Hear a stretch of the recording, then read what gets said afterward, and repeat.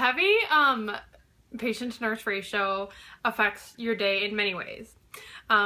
First and foremost, it affects patient satisfaction, because when you have so many people that you're trying to take care of, you yourself do not have enough time and effort to really deliver the kind of care you would want to deliver because you're being pulled in so many directions.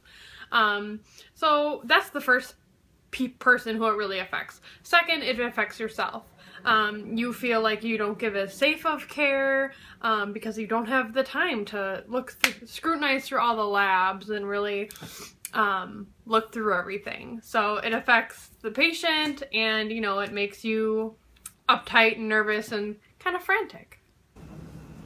Well, it adds a lot of anxiety because, of course, with each and every patient, you want to make sure that you're giving them enough time so that they can express whatever their needs are, describe what's going on with them.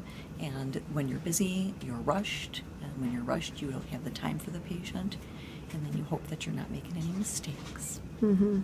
Well, often in nursing, we will have situations where we are understaffed. That happens quite frequently. In those situations, it doesn't go so, the flow of patient care doesn't go so well.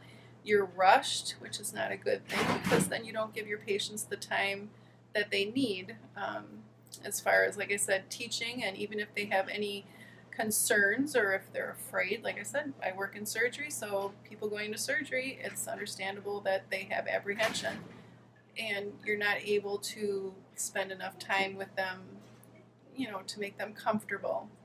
Also, it's pretty chaotic, and things are missed. Things can be missed. You can make medication errors. You can miss things as far as if they need a treatment done.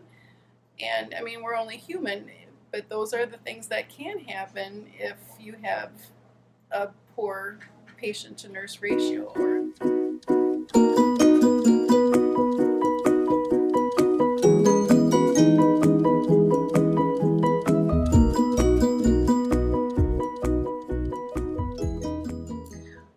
When there's bad leadership, that also reflects on staff, and my thought on that is when there is bad leadership, then staff don't work well together. There's no teamwork.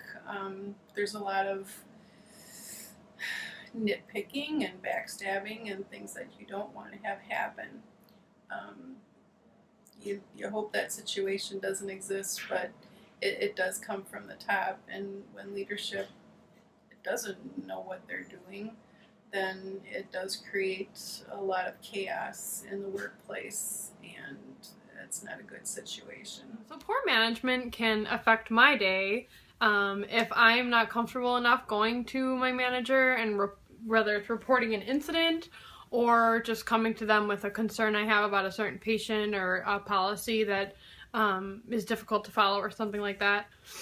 So it's important, I think, for management to be approachable, and also that they listen to your needs. A lot of times nurses being on the floor and being in kind of the front of everything, we notice things that could be done better or things that aren't working right.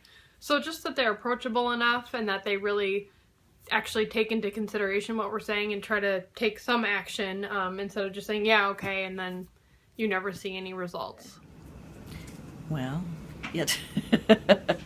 it makes everything bad. If you have poor leadership, it makes everything bad, because who do you go to with the problems or the decisions that need to be made?